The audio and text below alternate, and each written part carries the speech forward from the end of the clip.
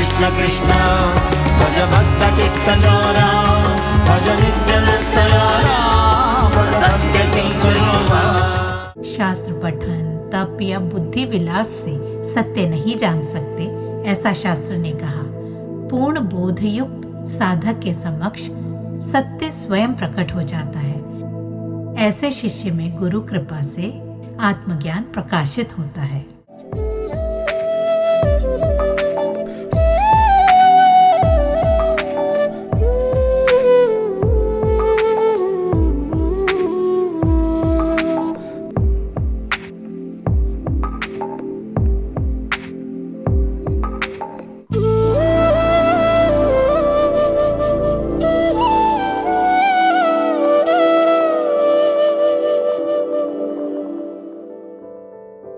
कई बार लोग हमें मुफ्त सलाह देते हैं कि सेवा करनी है तो बस गुरु की करो, गुरु के समान कोई और थोड़ा ही हो सकता है। किंतु हम हर अरे गहरे नत्थु खैरे की बात बिना नापे तोले न मानकर अपने विवेक की धार पर उसे परख कर आगे बढ़ें तो बेहतर होगा। जब गुरु सशरीर उपलब्ध है तो क्यों न उसी एक की माने। हमारी सदगुरु अम्मा कहती हैं, मैं ये 5 फुट का शरीर नहीं, व्यापक अनंत अखंड आत्मा हूं। आश्रम को मेरा शरीर समझो। सारे विश्व को नहीं तो कम से कम उतनों को ही गुरु रूप माने तो भला किसी से मनमुटाव रखना, यथाशक्ति उनकी सेवा ना करना संभव होगा। हम गुरु को सीमित शरीर मानते रहेंगे तो एक बात तो पक्की है, स्वयं को कभी अनंत आत्मा नहीं जान पाएंगे। गुरु के सीमित शरीर को आखिर कितनी सेवा चाहिए। अम्मा जैसे महात्माओं की, जिन्हें ना कोई कर्तव्य शेष है ना प्राप्तव्य, आवश्यकताएं इतनी सीमित हैं कि उन्हें हमारी सेवा की जरूरत नहीं है। सेवा का ध्येय ही निस्वार्थ मन की प्राप्ति है। अम्मा हमें 50 बार वो उदाहरण बता चुकी हैं जिसमें वो दर्शन की कतार में एक बच्चे ने उल्टी कर दी तो लोग नाक सिकोड़कर इधर उधर हो गए, पर एक अनजान बच्चे ने तुरंत आगे बढ़कर निस्वार्थ भाव से उसे साफ किया। अम्मा को वो बालक इतना भला लगा कि कमरे में लौटने के बाद भी उसका चेहरा उन्हें भुलाए न भूलता था। क्या आप हम अम्मा के ऐसे प्रिय बच्चे नहीं बनना चाहेंगे?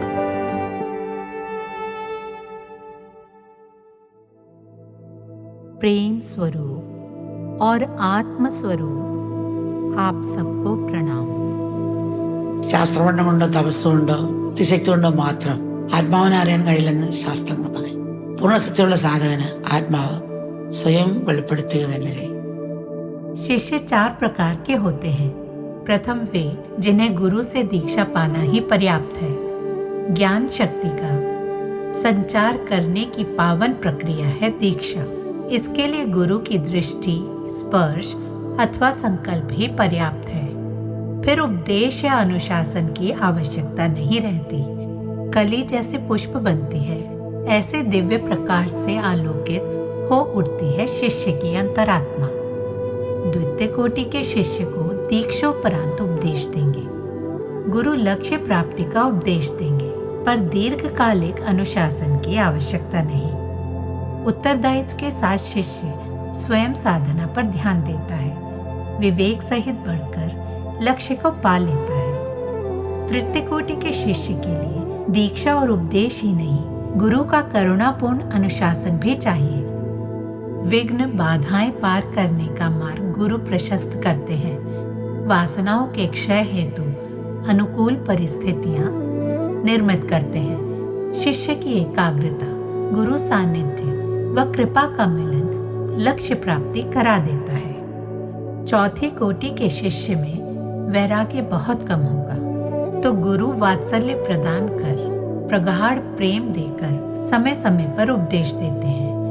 शिष्य की भूलें सुधारते हैं, उत्साह कम होने लगे तो प्रोत्साहन देते हैं, बारंबार क्षमा करके लक्ष्य प्राप्ति तक मार्गदर्शन करते हैं। इन चारों श्रेणियों में फिट न होने वालों को दीक्षा, उपदेश और अनुशासन ही नहीं, जन्म जन्मांतरों के दुखानुभव भी झेलने पड़ते हैं। तभी वे विवेक वैराग्य द्वारा परिपक्व होते हैं। ईश्वर साक्षात्कार वैराग्यवान शिष्य का एकमात्र लक्ष्य होता है।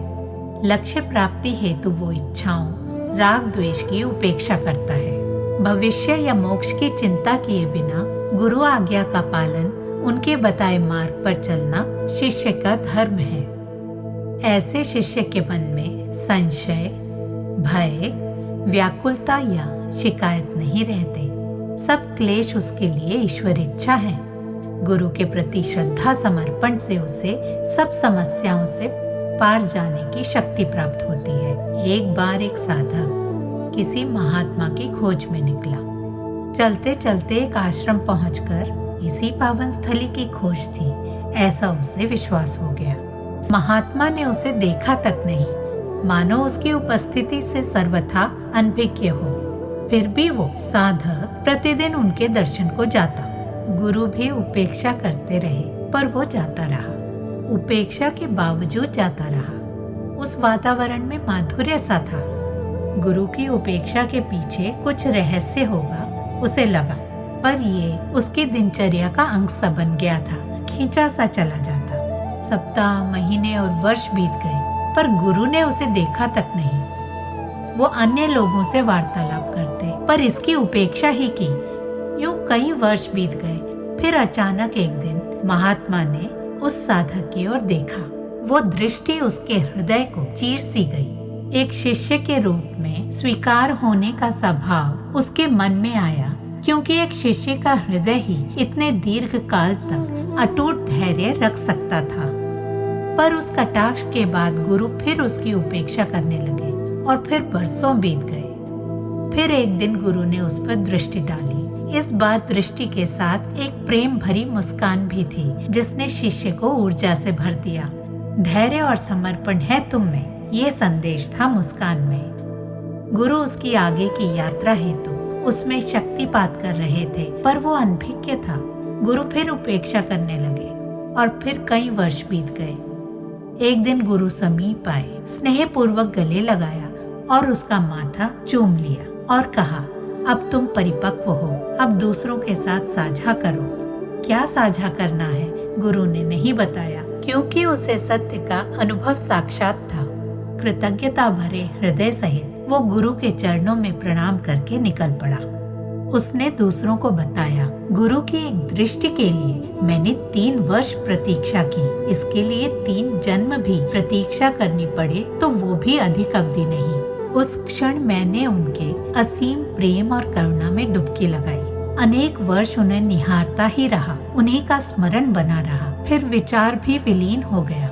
मैं वहाँ क्यों था ये भी विस्मरण हो गया। मेरे मैं को ही भूल गया। तब गुरु पास आए और गले लगाकर चूम लिया। शिष्य के समर्पण ने ही उसे इस अनुभूति का पात्र बनाया। शास्त्र पठन, तप या बुद्धि विलास से सत्य नहीं जान सकते, ऐसा शास्त्र ने कहा। पूर्ण बोधयुक्त साधक के समक्ष सत्य स्वयं प्रकट हो जाता है। ऐसे शिष्य में गुरु कृपा से आत्मज्ञान प्रकाशित होता है।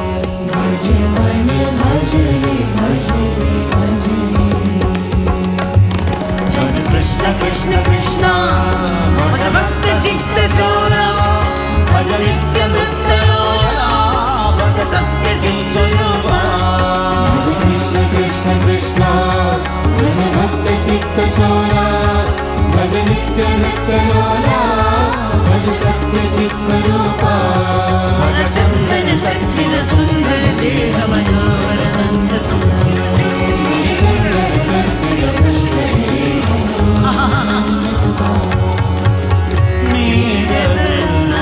शिव अंग मनोहर निरत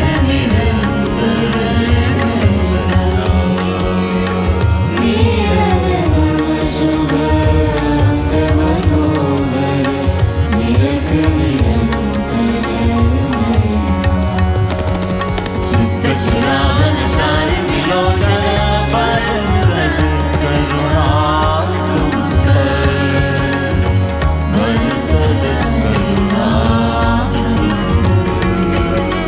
चित्तचुरावन चार विलोचन परसत करुणा परसत करुणा भज कृष्ण कृष्ण कृष्ण भज भक्त चित्त चोरा भज नित्य नृत्य लोला भज सत्य चित स्वरूपा भज कृष्ण कृष्ण कृष्ण भज भक्त चित्त चोरा भज नित्य नृत्य लोला भज सत्य चित स्वरूपा भज चंदन चंचित सुंदर देह मनोहर नंद सुंदर भज चंदन चर्चित सुंदर देह मनोहर नंद सुंदर शुभ नारद सनकादि मुनीश्वर शुभ मंगल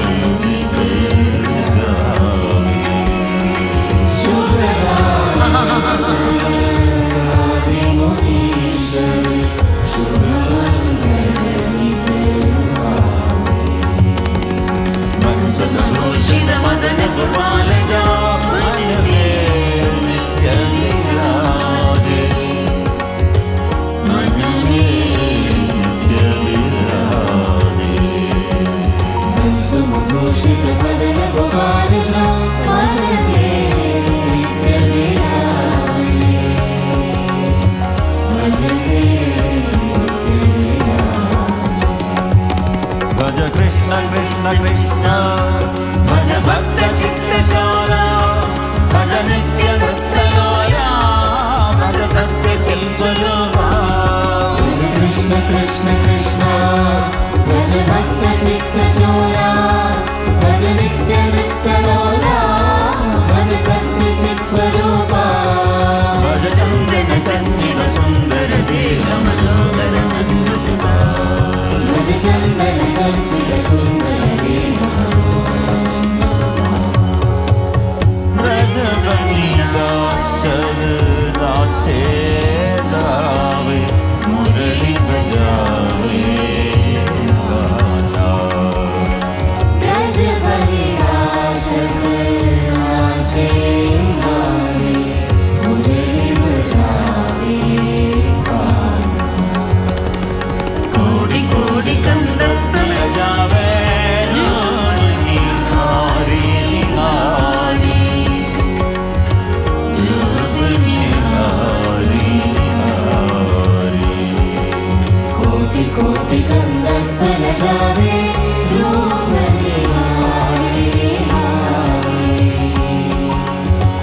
रूप निहारे निहारे भज कृष्ण कृष्ण कृष्ण भज भक्त चित्त चोरा भज नित्य नृत्य लोला भज सत्य चित स्वरूपा भज कृष्ण कृष्ण कृष्ण भज भक्त चित्त चोरा भज नित्य नृत्य लोला भज सत्य चित स्वरूपा भज कृष्ण कृष्ण कृष्ण भज भक्त चित्त चोरा भज नित्य नृत्य लोला भज सत्य चित स्वरूपा भज कृष्ण कृष्ण कृष्ण भज भक्त चित्त चोरा भज नित्य नृत्य लोला भज सत्य चित स्वरूपा भज कृष्ण कृष्ण कृष्ण भज भज भक्त चित्त चोरा भज नित्य नृत्यलोला भज सत्य चित स्वरूपा भगवान कृष्ण राधे कृष्ण भज भक्त चित्त चोरा भज नित्य नित्य लोला भज सत्य चित स्वरूपा।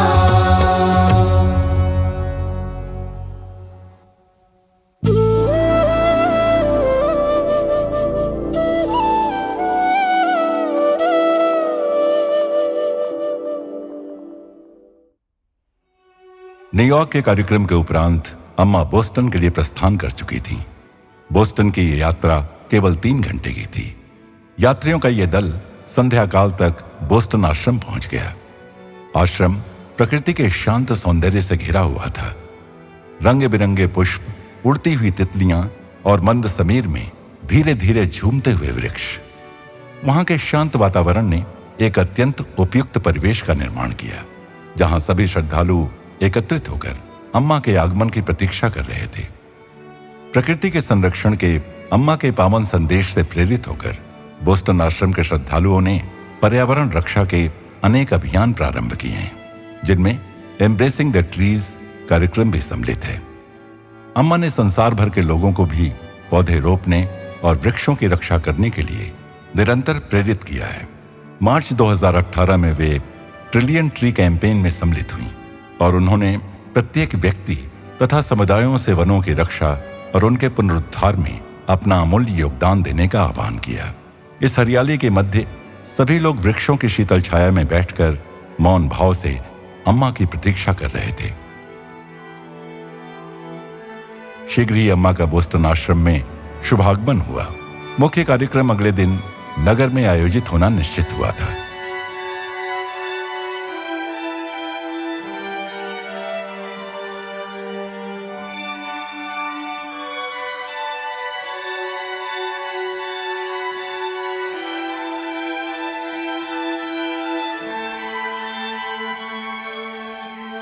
अम्मा अपने उन सभी बोस्टन निवासी बच्चों के साथ कुछ समय व्यतीत करना चाहती थी, जो अगले 2-3 दिनों तक कार्यक्रम के सेवा कार्यों में अत्यधिक व्यस्त रहने वाले थे।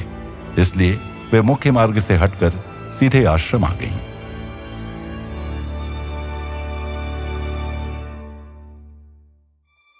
न्यूयॉर्क के कार्यक्रम के समय एक छोटे बालक ने, जिसका प्रिय भोजन पिज्जा था, अम्मा से पूछा, अम्मा, आप प्रसाद के रूप में कम से कम एक बार पिज्जा क्यों नहीं परोसती? उस अबोध बालक की निष्कपट इच्छा को पूर्ण करने के लिए अम्मा ने रात्रि भोज के विश्राम स्थल पर सभी के लिए अत्यंत प्रेम पूर्वक पिज्जा मंगवाने की व्यवस्था की और इस प्रकार अम्मा ने सभी को अपने कर कमलों से पिज्जा परोसा।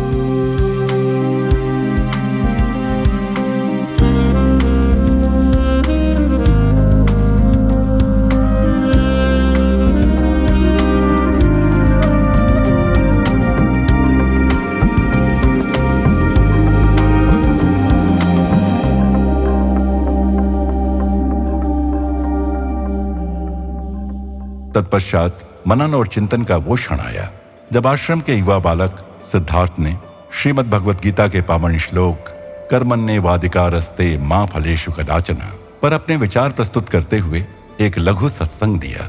उसने कहा, should not focus on the fruits of the action. Shrimad Bhagavad Gita के सबसे महत्वपूर्ण शिक्षाओं में से एक ये है कि हमें अपने कर्मों के परिणामों की चिंता करने के स्थान पर अपने कर्म पर ही ध्यान केंद्रित करना चाहिए।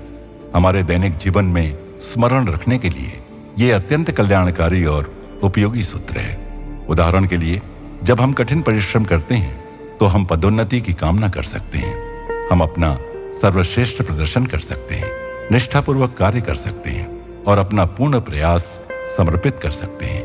किंतु हमें पदोन्नति प्राप्त होती है अथवा नहीं, ये केवल उसका परिणाम है और वो परिणाम पूर्णतः हमारे नियंत्रण में नहीं है। यदि हम निरंतर परिणाम के विषय में ही चिंतित रहेंगे तो हम केवल उद्विग्न और व्याकुल होंगे तथा अपने कार्य से हमारी एकाग्रता भंग हो जाएगी।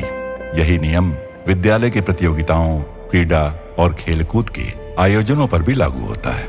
हमें निरंतर ये सोचने के स्थान पर कि हम विजयी होंगे या नहीं, केवल अपना सर्वश्रेष्ठ योगदान देने पर ध्यान केंद्रित करना चाहिए। गीता का एक अन्य महत्वपूर्ण श्लोक कहता है, ध्यायतो विषयान पुंसः संगस्तेषु पजायते संगात संजायते काम, कामात क्रोधो भिजायते। जब हम निरंतर किसी विषय वस्तु का चिंतन करते हैं तो हमारे भीतर उसके प्रति आसक्ति उत्पन्न हो जाती है। आसक्ति से इच्छा का जन्म होता है, और जब वो कामना अत्यंत तीव्र हो जाती है तब अपनी इच्छित वस्तु प्राप्त न होने पर हमारे भीतर हताशा अथवा क्रोध की उत्पत्ति होती है। इसके आगे के श्लोक स्पष्ट करते हैं कि तत्पश्चात क्या घटित होता है। क्रोधात् भवति सम्मोह, सम्मोहात् स्मृति विभ्रम, स्मृति भ्रंशात् बुद्धिनाशो, बुद्धिनाशात् प्रणश्यति। जब क्रोध उत्पन्न होता है तो वो हमारे विवेक को ढक लेता है। इस सम्मोह और भ्रम के कारण हम स्पष्ट रूप से सोचने की अपनी क्षमता को खो देते हैं। जब हम अपने विवेक और बुद्धि का नाश कर बैठते हैं तो अंततः ये हमारे स्वयं के विनाश का कारण बनता है। ये पावन शिक्षाएं आज हमारे जीवन में अत्यंत प्रासंगिक हैं। हमारे मन में पदोन्नति प्राप्त करने, कोई प्रतियोगिता जीतने, पुरस्कार पाने अथवा अपनी पसंद का कोई आधुनिकतम फोन या उपकरण प्राप्त करने की अपेक्षाएं हो सकती हैं। जीवन में किसी लक्ष्य को निर्धारित करने में कोई त्रुटि नहीं है, किंतु हमें अपनी कामनाओं पर नियंत्रण रखना और परिणामों को समत्व भाव के साथ स्वीकार करना भी सीखना चाहिए। तब यदि परिस्थितियां हमारी आशा के अनुरूप ना भी हों तो भी हम क्रोधित नहीं होंगे और ना ही अपनी मानसिक शांति खोएंगे। अतः गीता हमें यही सिखाती है, अपने प्रत्येक कर्म में अपना सर्वश्रेष्ठ योगदान दें, किंतु उसके परिणाम को अपने मन पर नियंत्रण न करने दें। इसके उपरांत अम्मा ने सभी के समक्ष एक छोटा सा प्रश्न रखा। अम्मा ने कहा, പൂന്തോട്ടം നോക്കുമ്പോൾ ഞാൻ പൂന്തോട്ടത്തിനെ ആസ്വദിക്കുന്ന എല്ലാം പുഷ്പങ്ങൾ തന്നെയാണ്, ഓരോ കളറിലെ പുഷ്പമാണ്. अम्मा का कार्य एक माली के समान है। प्रत्येक व्यक्ति एक पुष्प की तरह है जिसके विभिन्न रंग और विभिन्न रूप हैं। प्रत्येक के भीतर मधु विद्यमान है, परंतु उनमें कीड़े भी हो सकते हैं। यदि एक माली के रूप में अम्मा उन कीटों या कृमियों को दूर नहीं करती तो वो संपूर्ण पौधे को संक्रमित कर सकते हैं। यही अम्मा का कार्य है, एक गुरु यही करते हैं। जब कोई मूर्तिकार किसी पाषाण को देखता है तो वो उसके भीतर छिपी हुई मूर्ति को देखता है। वो अवांछित भाग को हटा देता है और उसके भीतर से एक सुंदर मूर्ति प्रकट हो जाती है। इसी प्रकार अम्मा प्रत्येक व्यक्ति में ईश्वर को देखती है, परंतु वो प्रत्येक व्यक्ति के भीतर के कृमियों अर्थात उनकी त्रुटियों और कमियों को भी दर्शाती हैं। यदि ऐसा नहीं किया जाता तो वो व्यक्ति को भीतर ही भीतर नष्ट कर सकती हैं। अम्मा इस विषय पर आप सभी के विचार जानना चाहती हैं कि आप इसे किस प्रकार समझते हैं।